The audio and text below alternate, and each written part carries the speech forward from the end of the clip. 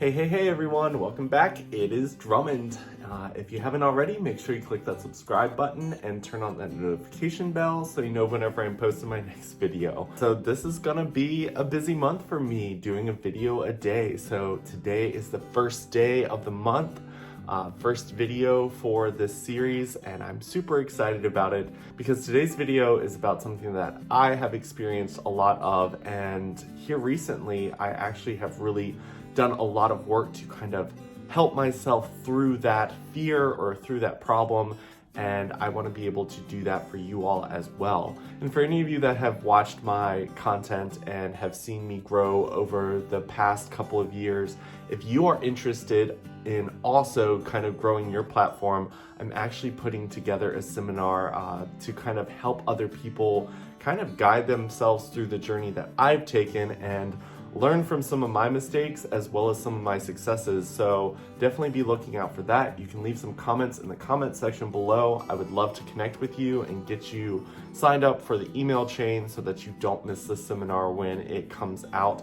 I'm looking at probably late August, early September, around my birthday, but I'm super excited to kind of bring you all on board with that because I want to see all of you succeed. And I think that if I can kind of put together all of my successes as well as some of my failures that I've learned from, I can kind of help all of you kind of grow your platforms the way that I have so that your positive messages and stories can be spread just as quickly as mine to larger audiences.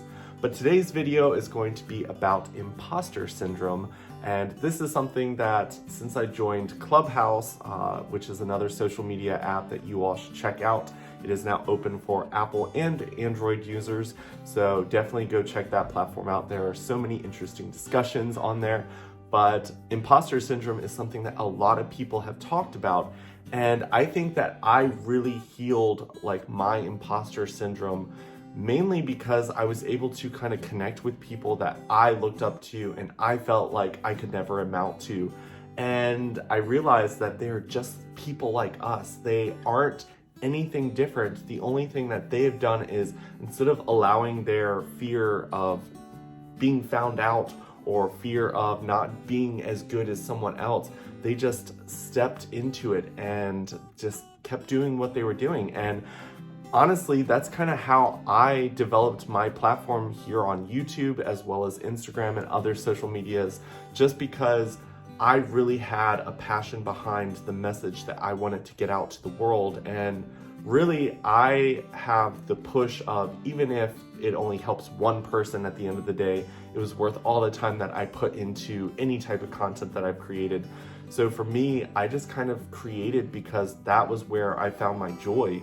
And it wasn't until years later that I started to kind of experience any type of success on these platforms. I did have an older channel, and I always say that when it comes to social media, jumping on board with any new platform, whether it's TikTok for the people who joined that when that first started kind of making its debut, or YouTube when we first kind of started out on this platform, or any of the other platforms that are new, Clubhouse being one of those.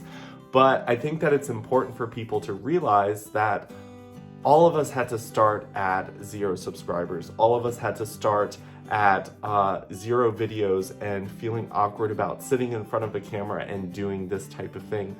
But at the end of the day, the more you do it, the more comfortable you become and the less you feel like an imposter. I honestly still struggle with imposter syndrome in a lot of different ways.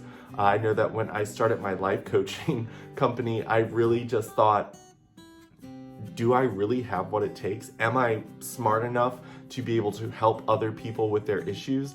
And it wasn't until I just said, okay, I'm gonna do it. I'm gonna work with a client, a single client, and I'm just gonna see how it goes. And as I started working with more people and as I started creating more content and doing more things, I started to realize that it's not really a thing that you will ever experience at the beginning that you don't feel like an imposter. I'm sure doctors, when they perform their first surgery on a person, when it comes to life or death, like that's probably a scary situation for them, and they might feel a little bit of that imposter syndrome. But the important thing is that they did it.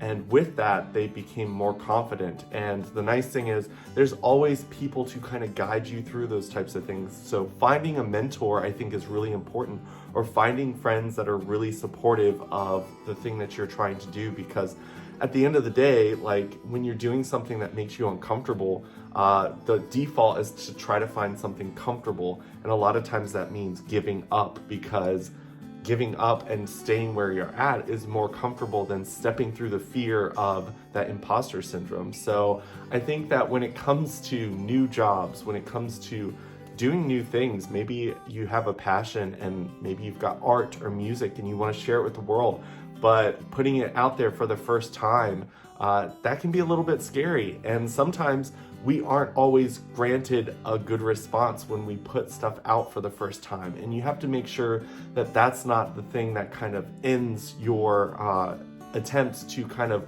put out what you want to do in the world. So I think that when it comes to feeling that imposter syndrome, trying to find people who are going to be authentic and honest with you.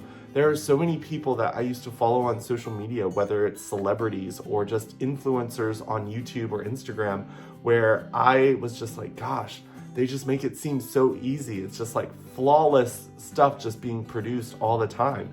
And it wasn't until I started to become friends with them and going to like things like VidCon or playlists to kind of connect with other creators. And I realized that when I first put out my vulnerable feelings, that's when other people felt comfortable to share theirs as well. Because a lot of times we don't want to kind of show our vulnerabilities or show our weaknesses, because we don't want people to think that we don't know what we're doing, because maybe that would hurt our chances at getting a job or getting promoted or things like that. But I've learned that when you kind of create an authentic space where you can say, hey, like this scares me to death. Like, hey, I get really nervous in front of camera. Hey, I'm not really sure if my editing skills are up to par with other content creators. That's when you kind of open up that space to kind of have those conversations, for you to realize that almost everyone that you look up to have probably been in your shoes where, hey, they didn't know what they were doing. I mean, the first YouTube video had to start somewhere. And honestly, maybe when I look back at some of my old stuff, I cringe a little bit, but that doesn't mean that I didn't keep going. And I grew and I learned. Sometimes I learned from mistakes, whether it was recording an entire video without audio, or it was people pointing things out in my YouTube videos. Like, something I learned was like facial hair.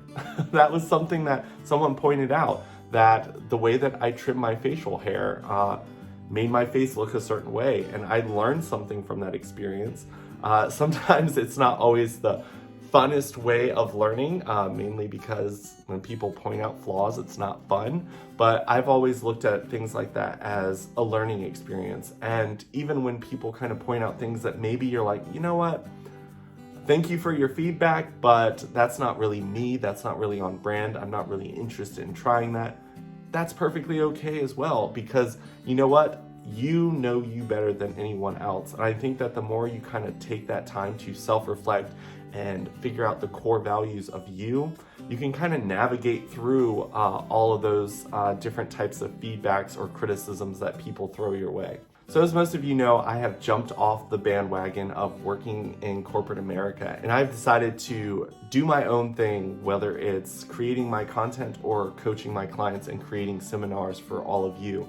But honestly, I have been faced with so many like imposter syndrome moments where I will be working on something and I'm like, I don't even know if this is working, because one of the things about being an entrepreneur and working for yourself and that being your sole income is there's a lot of work in the background that you're not getting paid for.